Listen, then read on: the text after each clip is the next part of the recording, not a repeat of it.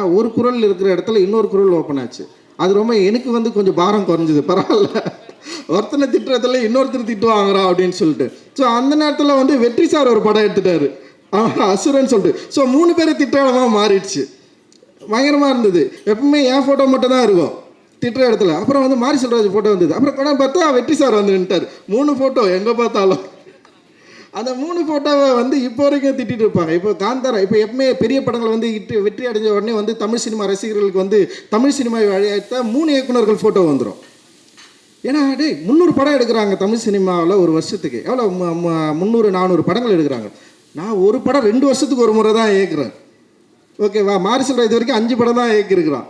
வெற்றி சார் ஒரு 7 படம் அவரும் அந்த மாதிரி தான் இயக்கியிருக்காருன்னு வச்சிங்களேன். அவரும் வந்து 3 வருஷத்துக்கு ஒரு படம் தான் இயக்குறாரு.